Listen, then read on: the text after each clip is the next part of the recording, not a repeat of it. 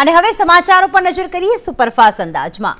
તો રાજ્યમાં ગાત્રો થીજવતી ઠંડીનો અહેસાસ 18 જિલ્લાઓમાં તાપમાન 15 ડિગ્રીથી નીચે નોંધાયું।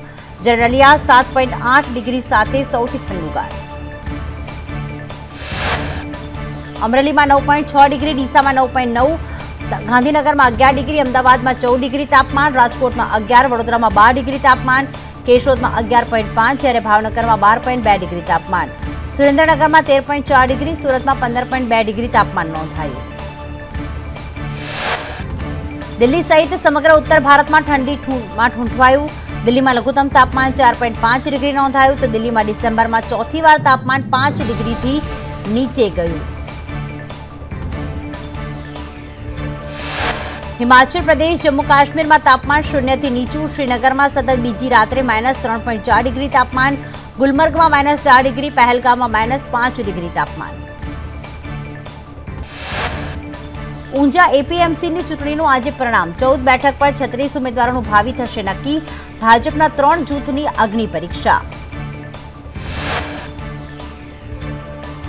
રાજશ્રીએ કાર્તિક અને ચિરાગના કૌભાંડની પોલ ખોલી। કાર્તિક પટેલ ચિરાગને દર્દીઓને લૂંટવા માટે આપતો ધમકી। હેલ્થ વિભાગના 4 ડોક્ટર્સની શંકાસ્પદ ભૂમિકા સામે આવી। દર્દીઓને લૂંટવામાં કાર્તિક અને ચિરાગ માસ્ટર માઇન્ડ। તો ખ્યાતિકાંડમાં અત્યાર સુધીમાં 8 આરોપીઓની ધરપકડ, 150થી વધુ લોકોના નિવેદન પણ નોંધાઈ ચૂક્યા છે। પોલીસે રાજશ્રી કોઠારીના પતિની માત્ર અટકાયત કરી। હજુ સુધી પ્રદીપની ધરપકડ ન બતાવતા અનેક શંકાઓ।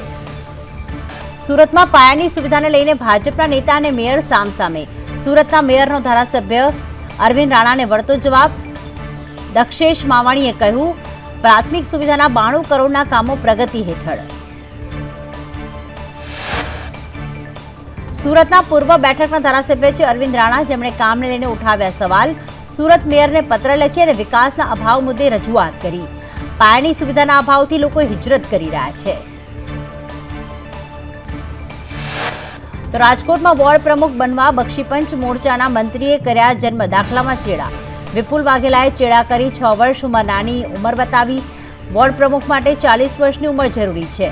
વિપુલ વાઘેલાને પક્ષમાંથી સસ્પેન્ડ કરવાની કવાયત શરૂ। સુરત દિલ્હીની ફ્લાઇટ વારંવાર કેન્સલ થતા મુસાફરોને હાલાકી। ડિસેમ્બરના પ્રથમ સપ્તાહમાં 2 વાર ફ્લાઇટ કેન્સલ થઈ। અનિયમિત ફ્લાઇટને કારણે લોકોમાં ભારે રોષ। રાજકોટથી નાથ દ્વારા જીએસઆરટીસીની વોલ્વો શરૂ। ધારાસભ્ય રમેશ કિલારાના હસ્તે બસને લીલી ઝંડી। એસટીની નવી વોલ્વોમાં રાજકોટથી નાથ દ્વારા 12 કલાકમાં દરરોજ સાંજે 4:30 વાગે બસ ઉપડશે અને 1371 રૂપિયા ભાડું।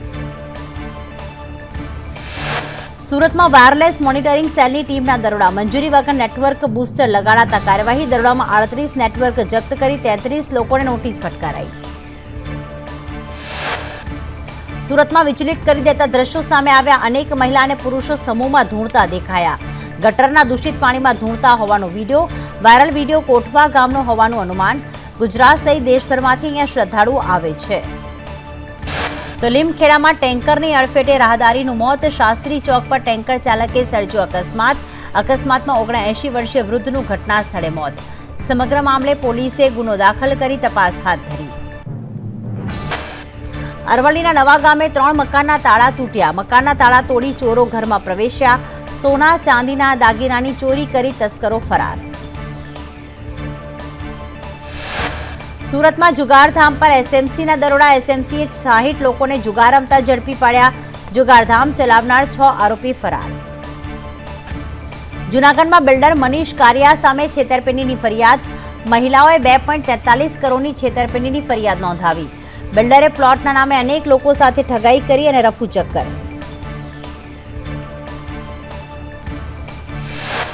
ગીર સોમનાથના બરુલા ગામે માટી ચોરી કૌભાંડમાં સિંચાઈ વિભાગના અધિકારી સામે કાર્યવાહીની માંગ। કલેક્ટરે ગાંધીનગર ચીફ એન્જિનિયરિંગ અને અધિક સચિવને પાઠવ્યો પત્ર।